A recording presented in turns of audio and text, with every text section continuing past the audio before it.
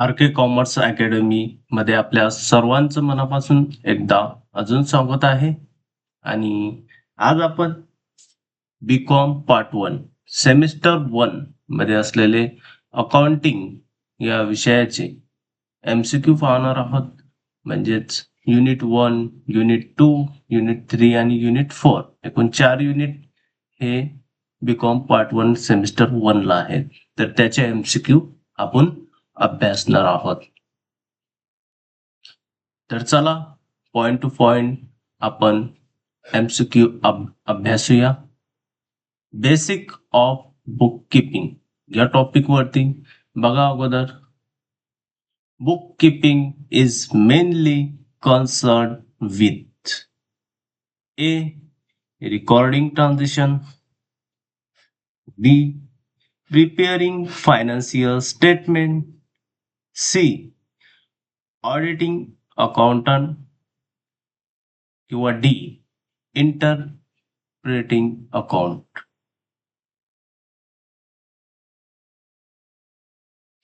तर याचं उत्तर आहे ए रिकॉर्डिंग ट्रान्झिशन. यानंतर दुसरं the main objective of accuracy. A to record transition, B to provide financial information, C to safeguard asset, आणि D all of the above.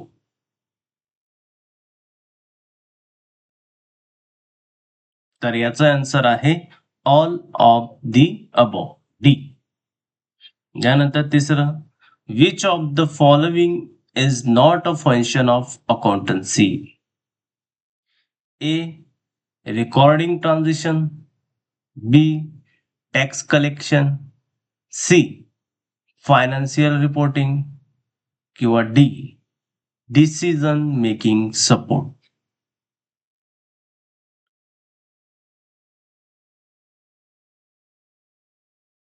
तर याचं उत्तर आहे बी टॅक्स कलेक्शन. यानंतर बघा चौथा question book keeping is a part of A auditing, B accountancy, C economics, D statistic.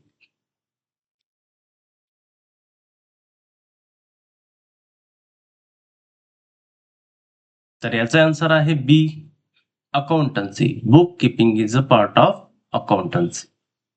यानंतर 5 which of the following is limitation of accountancy. A based on historical data, B subject to personal judgment, C longer qualitative factors, D all of the above.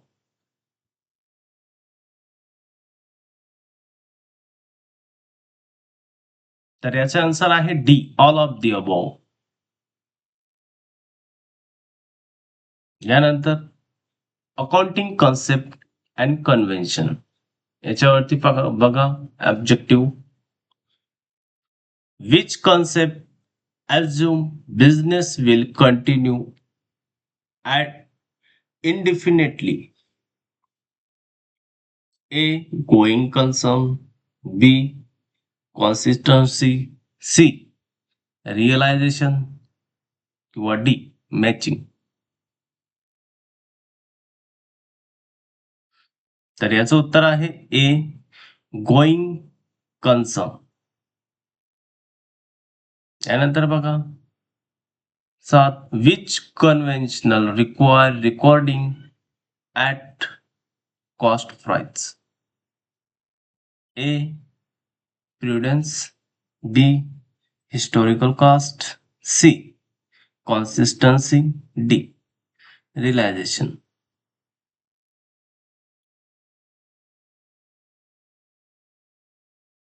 तर याचं उत्तर आहे बी historical cost. यानंतर बघा 8 नंबरचा question the matching concept relate to A asset and liability, B expense and revenue, C capital and drawing, D cash inflow and outflow.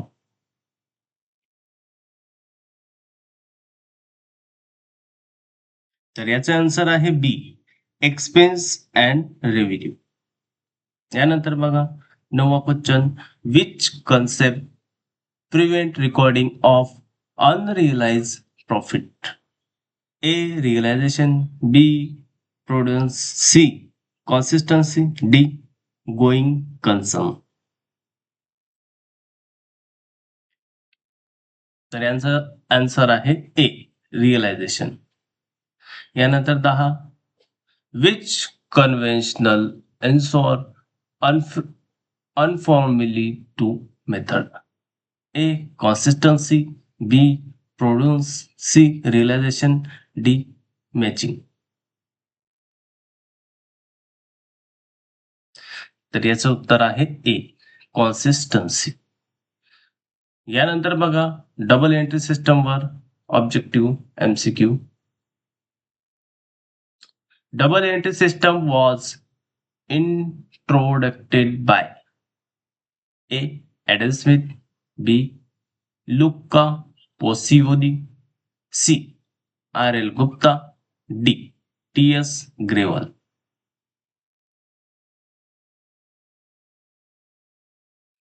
तर याचा answer आहे बी लुका पोसिओली. यानंतर बघा in double entry system every transition has a 1 aspect, B 2 aspect, C 3 aspect, D no aspect. तर याचं उत्तर आहे B 2 aspect. Double entry system every ट्रान्झिशनचे 2 उल्लेख होतात. यानंतर बघा debit means A increase in liability, B increase in asset, C decrease in expense, D none of this above.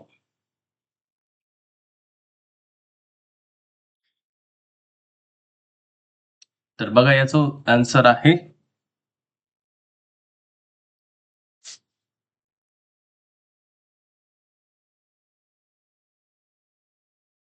साहजिकच आहे की debit means B increase in asset. यानंतर बघा 14th क्रेडिट मीन्स जमा means increase in asset, increase in liability, increase in expense, decrease in income. याचा answer आहे बी त्याचं उलट increase in liability. Which of the following is not advantage of double entry system? A. Complete record. B. Detection of error. C. Preparation of trial balance. D. Elimination of fraud. तर बघा याचा D आहे elimination of fraud. यानंतर बघा golden rules of debit and credit याच्यावरती विचारलेले MCQ. 16 rule for personal account.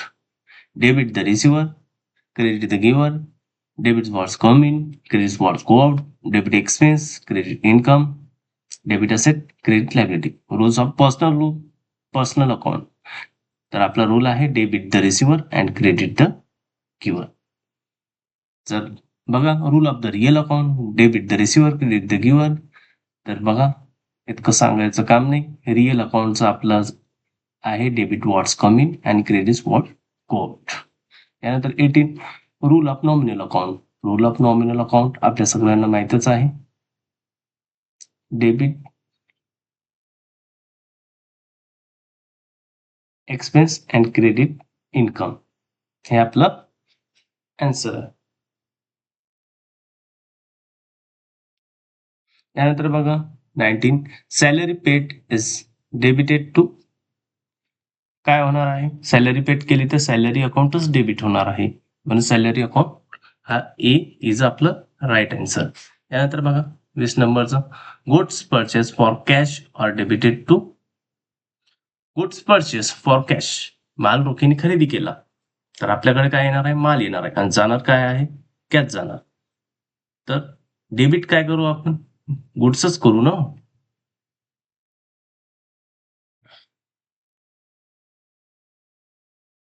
Debit काय करायचं मग? Purchase account debit.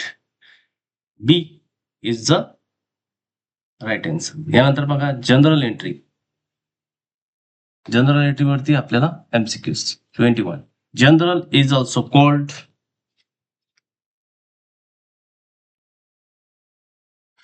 Book of final entry, book of original entry, ledger, balance sheet. तर बघा याचा आन्सर आहे B, book of original entry.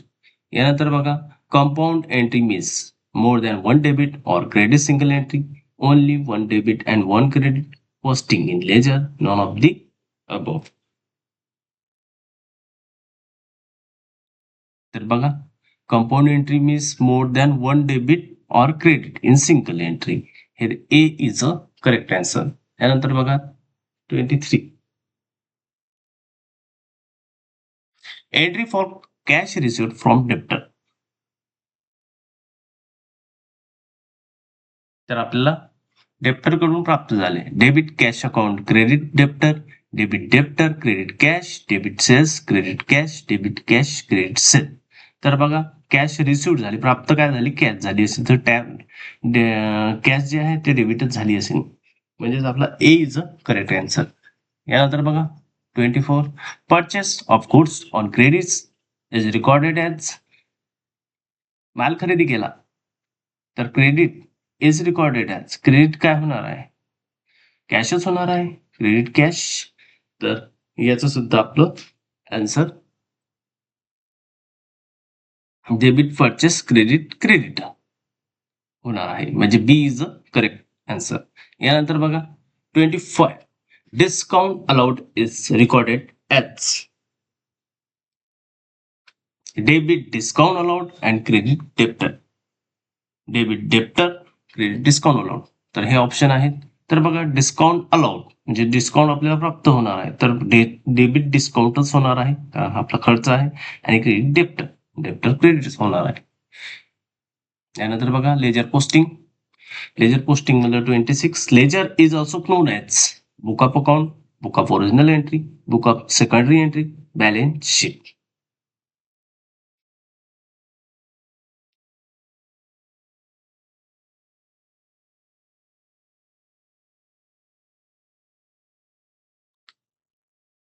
Ledger is also known as book of account. It's a correct answer. यानंतर बघा 27 नंबरचा ledger balance are transform to.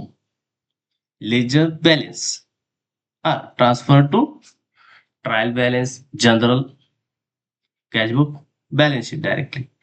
तर बघा ledger मधलं जे काही बॅलन्स आहे हे आपण कशाला लेजर तयार केल्यानंतर आपण ट्रायल बॅलन्स तयार करत असतो आणि ट्रायल बॅलन्सच्या आधारे आपण trading account, profit and loss account आणि बॅलन्स शीट तयार करत असतो. हे लक्षात ठेवायचं नेहमी. तर बघा 27 ledger balance are transfer to trial balance is a correct answer. यानंतर बघा 28. Posting means recording in general, transferring entries to ledger, preparing trial balance, preparing final account.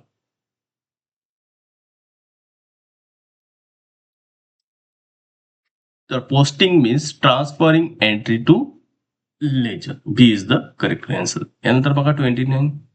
Debit balance in cash account means debit balance is cash account means cash received, cash paid, cash in hand, cash defect.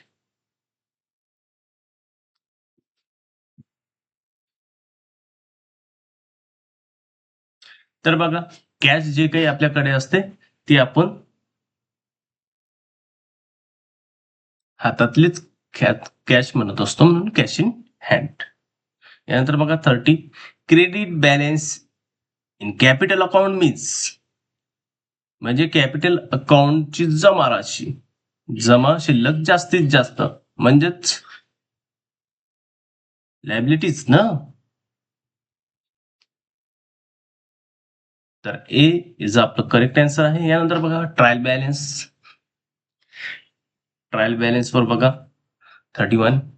Trial balance is prepare to detect errors, prepare financial statement, summarize balance, all of the above.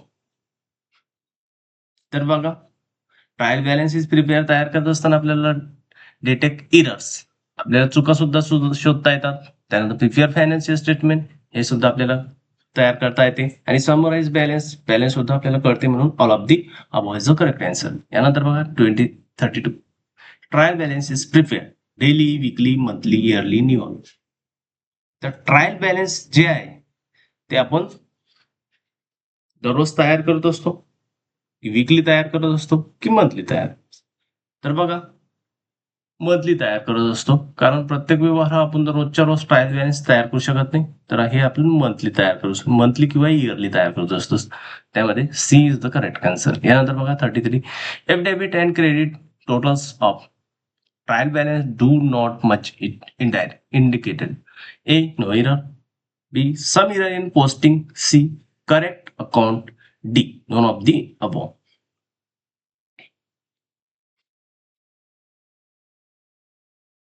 तर बघा, correct account म्हणजे is the correct answer. C if debit and credit total of trial balance do not match in it cases, तर आपण ती correct करू शकतो, म्हणजे correct account.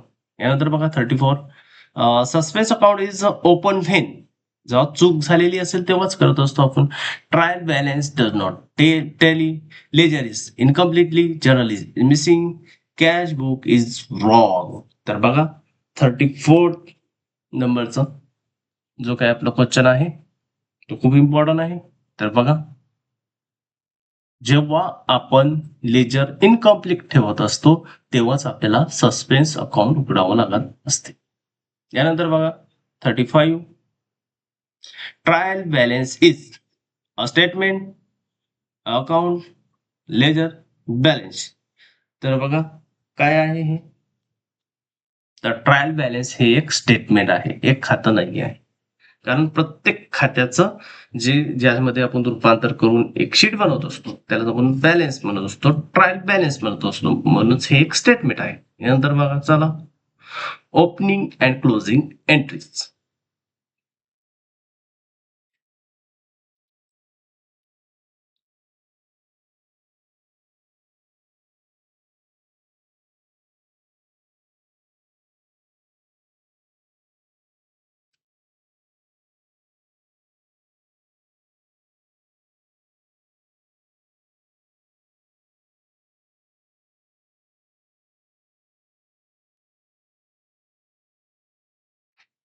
तर बघा, opening and closing entry. Opening entry is percent for A. Record asset and liability at beginning. B. Record expense. C. Record income. D. Record closing stock. Opening entry is passed to.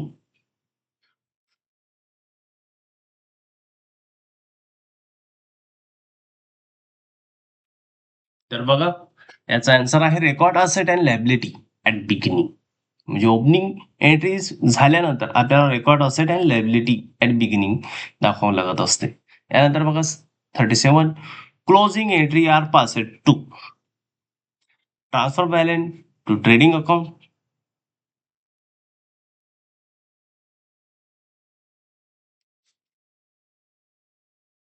बघा काय answer असेल.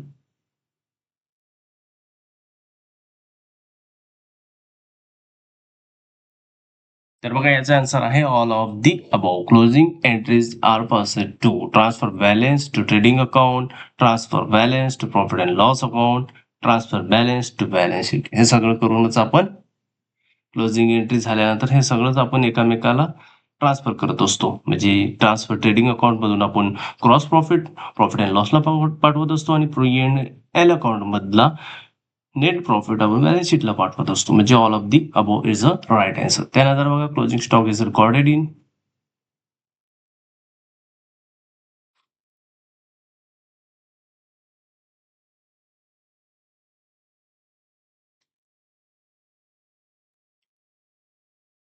Closing stock is recorded in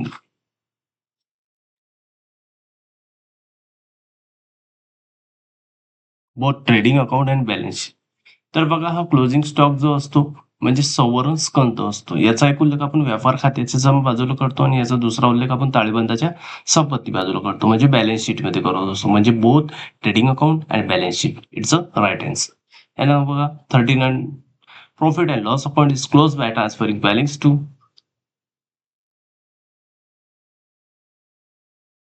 capital account, cash account, trading account, suspense account.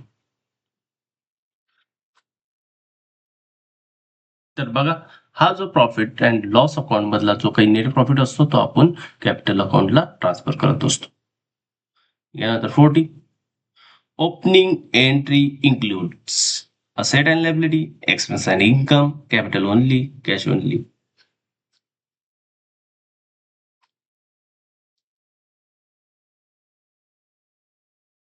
तर बघा, asset and liability, it's a right answer. Opening entry includes asset and liability.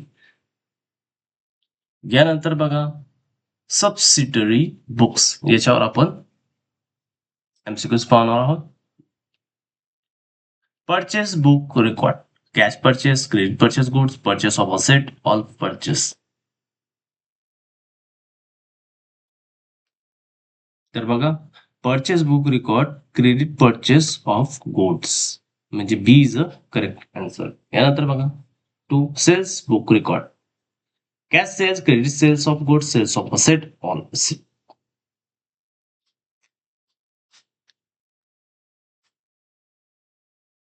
तर बघा, sales book record cash sales, म्हणजे A is a correct answer. यानंतर बघा, sales return book is also known age.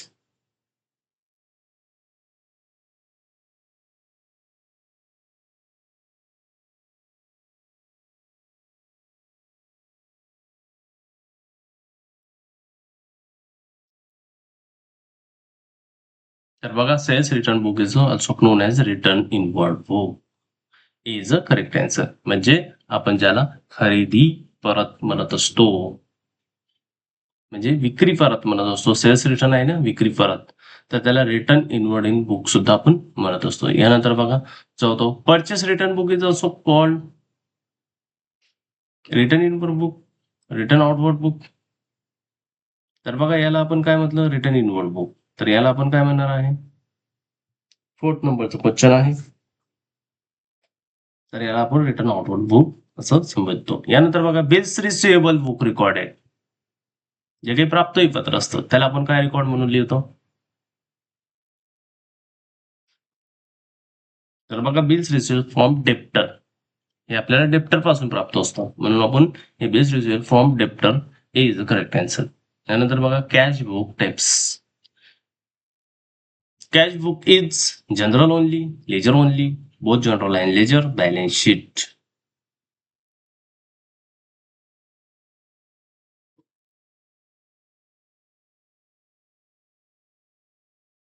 तर बघा, याचा आन्सर आहे both journal and ledger. Cash book आपण जनरल मध्ये बनवतो आणि लेजर मध्ये सुद्धा बनवतो. यानंतर बघा, simple cash book has, simple cash book has 1 column, 2 column, 3 column, 4 column.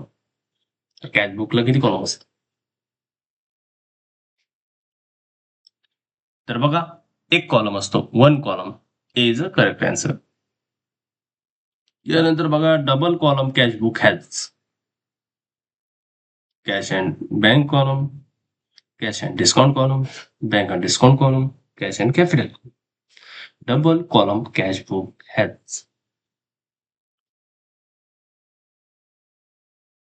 तर बघा, याच्यामध्ये कॅश अँड बँक कॉलम असे 2 कॉलम असतात. त्यानंतर बघा, 9 triple column cash book has.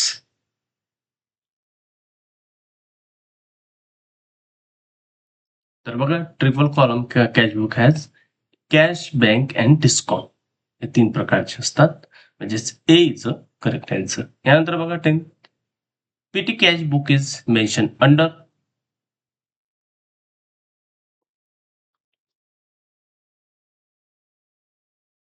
Watcher system, impress system, double entry system, non of the above. तर बघा, पेटी cash book is mention under impress system, म्हणजे इम्प्रेस सिस्टम जे काही असते त्याच्यामध्ये अंतर्भूत होतं.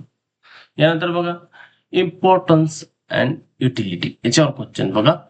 11 cash book is important because it's recorded all cash transaction. It's help preparing trial balance.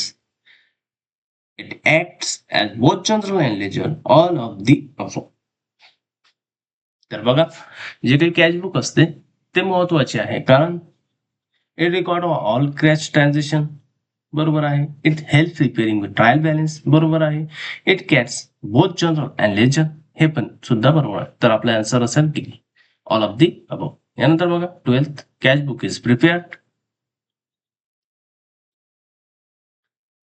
तर कॅश बुक जे असते ते आपण डेली तयार करत असतो. डेलीचे व्यवहार डेलीच लिहित असतो आपण. तर बघा A is a correct answer. यानंतर बघा 13 Contra entry is recorded when.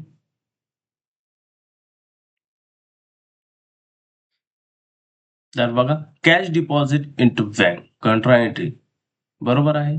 Cash withdraw from bank बरोबर आहे. बोथ ए अँड बी हे पण बरोबर आहे. नॉन ऑफ दी अबो हे चुकीचं आहे. तर सी इज आपलं करेक्ट आन्सर आहे बोथ ए अँड बी. यानंतर बघा 14 discount column in cash book record trade discount cash discount both non.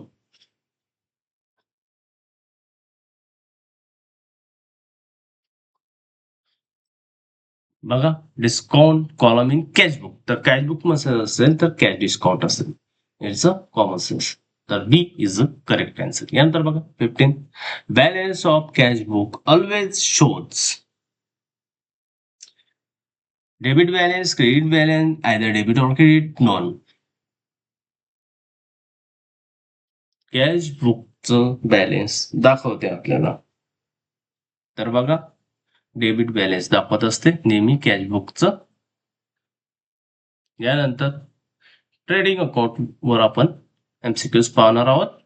1 trading account shows cross profit net loss asset and liability capital. तर trading account हे आपल्याला cross profit किंवा gross loss हे दाखवत असते. यानंतर बघा closing stock is show in trading account only balance sheet only both trading account and balance sheet. तर सी इज आपलं करेक्ट आन्सर आहे. दोन्ही याच्यामध्ये आपल्याला समोरच स्कंद दाखवावा लागतो. यानंतर बघा wages are shown in trading account profit and loss account balance sheet cash. तर बघा वेजेस आपण ट्रेडिंग अकाउंट मध्ये दर्शवित असतो. यानंतर बघा carriage inward as a debited to trading account profit and loss account balance sheet and capital. तर carriage inward म्हणजे आगत व अनव्यव हे सुद्धा आपण ट्रेडिंग अकाउंट मध्ये लिहित असतो. तर ए इज आपलं करेक्ट आन्सर. यानंतर बघा 5 gross profit is a transfer to म्हणजे ढोबळ नफा हा आपण कशाला ट्रान्सफर करत असतो प्रॉफिट अँड लॉस अकाउंटला ट्रान्सफर करत असतो. तर बघा ए इज आपलं करेक्ट आन्सर. यानंतर बघा 6 profit and loss account net profit is a transfer to capital account cash account trading account suspense account. तर बघा ए इज आपलं करेक्ट आन्सर. कॅपिटल अकाउंटला आपण शुद्ध नफा पाठवत असतो. यानंतर बघा 7 salary are show in trading account profit and loss account balance sheet cash book. तर बघा सॅलरी जी असते आपण प्रॉफिट अँड लॉस अकाउंट मध्ये लिहत असतो. तर बी इज आपलं करेक्ट आन्सर. यानंतर बघा 8 rent received in shown in rent प्राप्त झालं तर हे आपण debit side of profit and loss account credit side of P&L account balance sheet liability balance sheet असेल. तर बघा हे आपण कुठं लिहू B. B is the correct answer credit side of profit and loss account. यानंतर 9 bad debts are shown in trading account profit and loss account balance sheet cash book. तर bad डेब्ट म्हणजे बुडीत कर्ज हे आपण प्रॉफिट अँड लॉस अकाउंट मध्ये लिहित असतो. तर बी इज करेक्ट आन्सर. यानंतर बघा 10 commission received is expense income liability असेल. कमिशन प्राप्त जर झालं तर हे आपलं इन्कम आहे आपल्याला माहितच आहे. तर बी इज करेक्ट आन्सर. यानंतर बघा बॅलन्स शीटवर आधारित एमसीक्यूज बघा 11 balance sheet shows asset and liability income and expense profit and loss cash transaction. तर बॅलन्स शीट ही आपल्याला असेट अँड लायबिलिटी दाखवत असते. तर ए इज आपलं करेक्ट आन्सर. यानंतर बघा capital is shown on asset side liability side debit side credit side. तर liability side हे आपण कॅपिटल शोज करत असतो. तर बी इज करेक्ट आन्सर. यानंतर बघा 13. Debtor R shown as debtor asset liability expense income. तर डेप्टर म्हणजे ऋण हे आपली प्रॉपर्टी आहे. तर बघा असेट आपण हिला A is a correct answer asset साईडला लिहत असतो. यानंतर बघा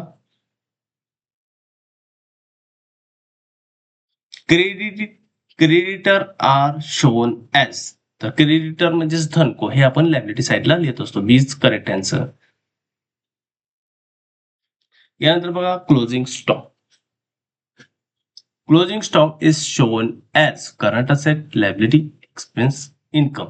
तर बघा क्लोजिंग स्टॉक हे आपण असेट बाजूला लिहत असतो. करंट असेट आहे हे आपलं स्टॉक म्हणजे इज करेक्ट आन्सर. यानंतर बघा ऍडजस्टमेंट वरती MCQ. Prepare expense prepaid expense are shown as म्हणजे पूर्वीच दिलेला खर्च.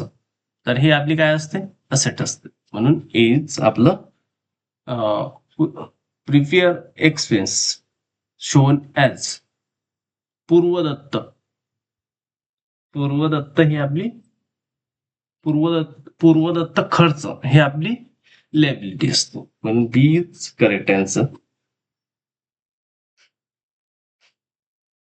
यानंतर बघा outstanding expense are shown as म्हणजे अदत्त खर्च हे आपली देत आहे म्हणून इज करेक्ट आन्सर. लायबिलिटी बाजूला हे आपण लिहू इज करेक्ट आन्सर. यानंतर बघा 18. Accurate income shown as. तर ॲक्युरेट इन्कम जे आहे ते आपली संपत्ती आहे म्हणजे इज करेक्ट आन्सर होईल. यानंतर बघा unearned income in shown as he आपली लायबिलिटी आहे अनअर्न्ड इन्कम म्हणून इज करेक्ट आन्सर. यानंतर बघा प्रोव्हिजन अँड रिझर्व.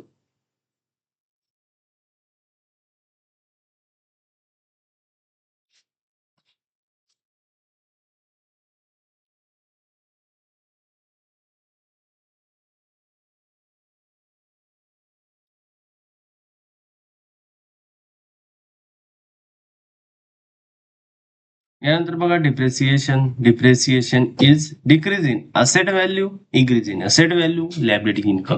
तर बघा आपण हा जो काही घसारा आहे डिप्रेसिएशन जो आहे तो आपण प्रॉपर्टी कमी करत असतो म्हणजे संयंत्र असेल तर त्यावर आपण चीज म्हणून ती मायनस करत असतो म्हणजे डिक्रीज इन असेट व्हॅल्यू. यानंतर बघा प्रोव्हिजन अँड रेव्हेन्यू.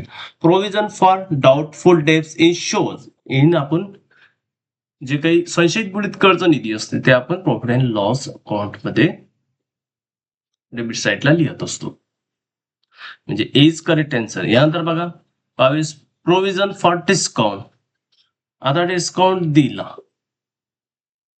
म्हणजे तो खर्चच झाला ना म्हणजे ही आपली एक्सपेन्स आहे.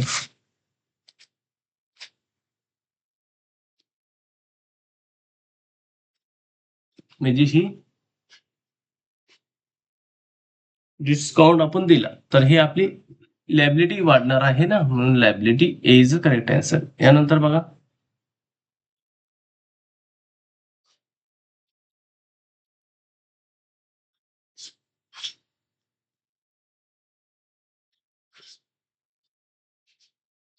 General reserve in shows in 23. तर जनरल रिझर्व जे काही आपण liability and side of balance sheet B asset side of balance sheet profit and loss account trading account. तर जनरल रिझर्व आपण नेहमी liability side of balance sheet लिहित असतो. General reserve म्हणून एक पद असते म्हणजे सामान्य निधी ज्याला आपण म्हणतो. यानंतर बघा 24. Interest on capital is related as expense income liability asset. तर हे जे रिलेटेड आहे ते एक्सपेन्स आहे कारण कॅपिटल ही आपली पहिलेच देणी आहे आणि त्याच्यावरचं व्याज हे सुद्धा आपल्याला अजून द्यावं लागतं म्हणजे ही काय होऊ शकते आपलं खर्चच होणार आहे ना म्हणून ए इज करेक्ट आन्सर एक्सपेन्स. यानंतर बघा 25. Interest on drawing is related as interest on drawing. आता उचलवर व्याज हे आपण हे सुद्धा मायनस करत असतो त्यामधून तर बघा हे काय आहे, आपण काही पैसे घेतलेले आहे कॅपिटल मधून, आपण काही 50,000 स्वतःच्या कार्यासाठी आपण उचललेले आहे. त्याला उचल म्हणतो, ड्रॉइंग म्हणतो. तर त्याच्यावर जे व्याज झालं ते आपल्याला द्यावं लागत नाही, म्हणून ते किंवा दिलं तरी ते आपल्याच व्यवसायामध्ये जाते, म्हणजे ते आपलं इन्कम आहे. म्हणजे इज करेक्ट आन्सर. आपल्याला जर अशाच प्रकारचे एमसीक्यूज बघायचे असतील तर माझ्या चॅनल आर के कॉमर्स अकॅडमीला सबस्क्राईब करा आणि कमेंट सुद्धा करा तुम्हाला कोणत्या टॉपिकवर एमसीक्यू हवेत. धन्यवाद.